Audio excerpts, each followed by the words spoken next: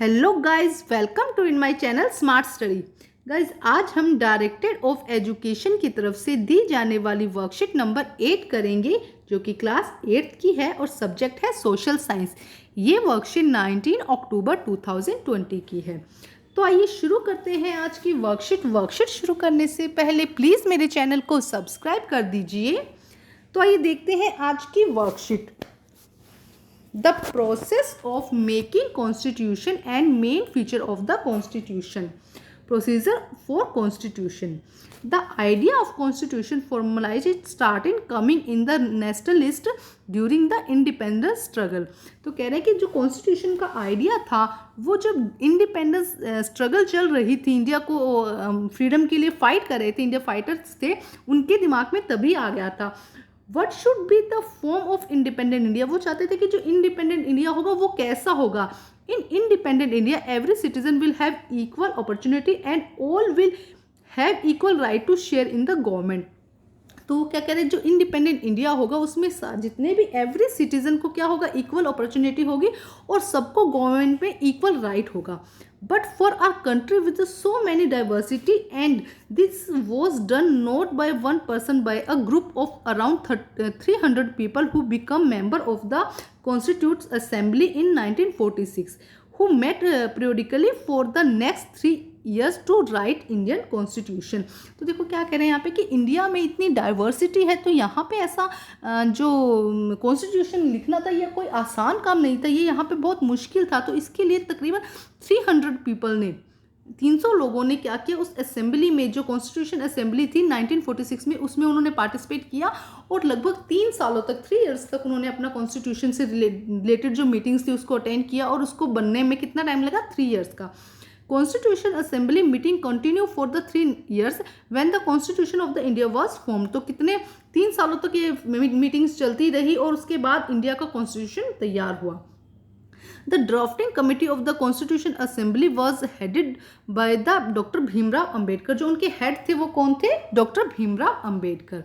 आइए देखिए आगे क्या दिया गया है बेटा। These member of the constitution assembly had a huge task before them. Assembly से टास्क शुरू होने से पहले मतलब बहुत बड़ा काम था। The country was made up of the several different communities who spoke different language, belong to different religions and had a distinct culture. वो कह रहे हैं कि क्योंकि जो इंडिया है यहाँ पे क्या है, बहुत ज़्यादा डाइवर्सिटी है, बहुत अलग अलग टाइप के लोग, अलग अलग लैंग्वेजेस, अलग अलग रिलीजन्स, अलग अलग कल्चर को फॉलो करते हैं। Also when the constitution was being written, India was going through the considerable turmoils. क्या करें कि जो रिटर्न में लिखा गया था जब कॉन्स्टिट्यूशन, तो उसके लिए इन सब बातों को ध्यान दिया गया था कि कहाँ कहाँ पे कौन कौन से रिलीजन, हर किसी को भी नेग्लिजिबल नहीं किया गया था, किसी को हमने छोड़ा नहीं कि इसके बारे में हम नहीं सोचेंगे, सबको इकट्ठा सोच समझ के लिखा गया था। All of these issues play in the mind of the member of the constitution assembly, they reflect constitution. इन सब बातों को ध्यान में रखकर जो असेंबली के मेंबर्स थे उन्होंने कॉन्स्टिट्यूशन लिखना शुरू किया। They rose the occasion and give the country victory document that reflect a respect the maintaining diversity while preserving national unity. वो कह रहे हैं कि जब कॉन्स्टिट्यूशन लिख रहे थे तो उस समय क्या हो रहा था, देश में बड़ी मतलब हलचल हुई थी, इंडिया पाकिस्तान का बंटवारा हो रहा था, इसके साथ साथ में देश आज़ाद हो रहा था, ये सब बहुत चल रही थी हमारे देश में। तो उस समय क्या हुआ, उसी समय इन लोगों ने अपना जो ड्यूटी प्रॉपर बहुत अच्छे से निभाई और इस कॉन्स्टिट्यूशन को इन्होंने लिखा। आइए देखते हैं आगे क्या दिया गया। Main features of the constitution के main features. Federalism, it mean different type of government at different level to governor the country. देखो क्या कह रहे हैं कि फेडरलिज्म क्या होता है बेटा, कि जब डिफरेंट टाइप की जो गवर्नमेंट होती है डिफरेंट लेवल पर क्या करती है, पूरी कंट्री को देखती है। It mean different type of government at different level. जो गवर्नमेंट है उसको देखो डिवाइड कर दिया गया।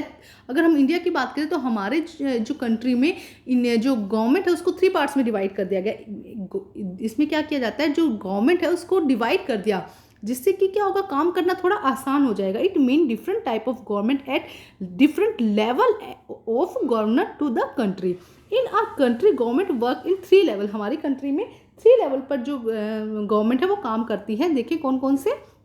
फर्स्ट है सेंट्रल लेवल, सेकंड है state level and third is local self government. देखिए फर्स्ट है सेंट्रल लेवल जिसे हम सेंट्रल गवर्नमेंट कहते हैं, सेकंड है स्टेट लेवल जिसे हम स्टेट गवर्नमेंट कहते हैं, थर्ड है लोकल थर्ड है लोकल सेल्फ गवर्नमेंट लेवल, जिसे पंचायत राज सिस्टम या म्यूनसिपल कॉरपोरेशन कहा जाता है। तो 3 लेवल हमारी कंट्री में है जो इंडिया को क्या करती है, जो पूरा उसको देखती है, पूरे हर एक पार्ट को देखती है। जैसे कि एक फर्स्ट ये बहुत अच्छे से याद करना है बेटा। फर्स्ट है central government, state government and panchayat raj system या municipal corporation. The reason for this is that a large country like India, all state can autonomous right to take decision on certain issues. There are some list the constitution for clarity of these issues. अब देखो क्या कह रहे हैं कि इसके पीछे एक रीज़न है कि हमारा जो देश है वो क्या है, बहुत लार्ज है, बहुत बड़ा है, और हर कंट्री में क्या है, इतने बड़े देश को अगर एक गवर्नमेंट से चलाना बहुत मुश्किल था, तो अब क्या कर दिया, स्टेट वाइज उसको डिवाइड कर दिया, जिससे कि क्या है, उसको संभालना, डिसीजन लेना थोड़ा आसान हो गया।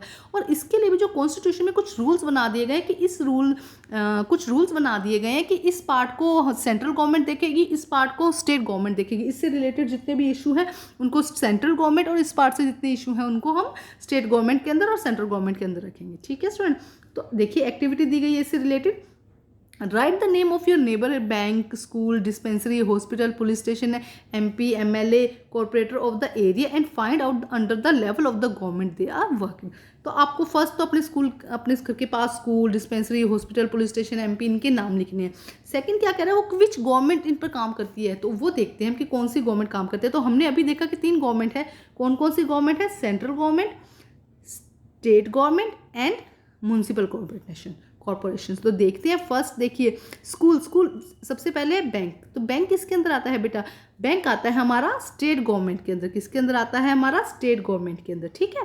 सेकंड है स्कूल हमारे किसके अंदर आते हैं बेटा, हमारे स्कूल आते हैं स्टेट गवर्नमेंट के, सॉरी बैंक आता है हमारा सेंट्रल गवर्नमेंट के अंदर।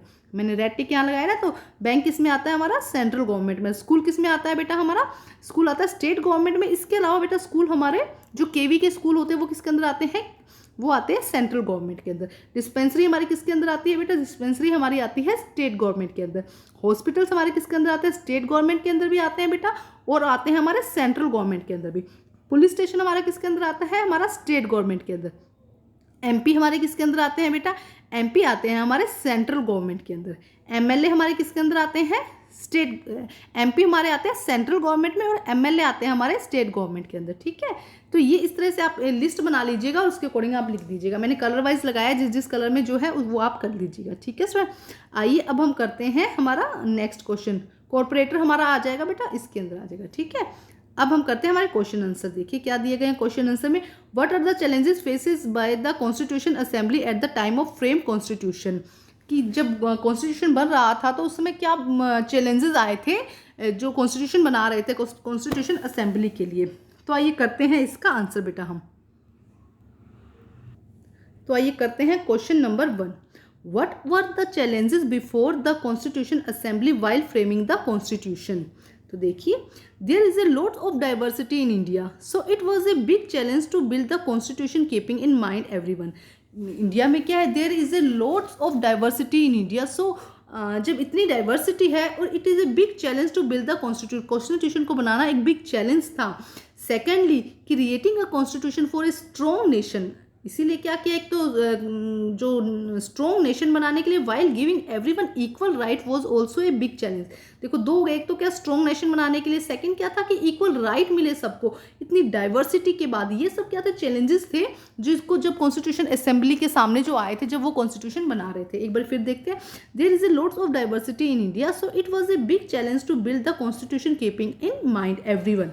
Secondly, creating a constitution for a strong nation while giving everyone equal right was also a big challenge.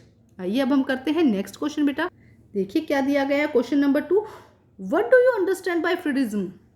Federalism is a governance system in which there are 2 or more level of government. जो government है वो 2 और 3 parts में, 2 और 3 levels में क्या हो जाती है, डिवाइड हो जाती है, जिससे कि क्या होता है, जो राइट्स होते हैं, जो गवर्नमेंट के राइट होते हैं वो क्या हो जाते हैं, डिवाइड हो जाते हैं, जिससे कि काम करना क्या हो जाता है, आसान हो जाता है। Federalism is a governance system in which there are 2 और मोर लेवल आर गवर्नमेंट। ठीक है, एक बार फिर समझते हैं। Federalism is a governance system in which there are 2 और मोर लेवल ऑफ गवर्नमेंट। आइए अब हम नेक्स्ट क्वेश्चन देखते हैं बेटा क्या दिया गया है। What is the level of governance in our country. हमारे कंट्री में कितने लेवल है बेटा, there are 3 level of governance in our country. देखिए central government, state government and local government and panchayat raj system. Municipal corporation भी आप यहाँ पे लिख सकते हैं बेटा। नेक्स्ट देखते हैं क्वेश्चन क्या है बेटा। Why is the system of federalism important for our country, हमारी कंट्री के लिए क्यों इंपॉर्टेंट है federalism? The size of our country is very large as well as the diversity is also high, so federalism is necessary for the uniform development and better administration of the whole country. एक बार फिर समझिए बेटा इसको। The size of our country is very large as well as the diversity is so high, so federalism is necessary for the uniform development and better administration of our whole country.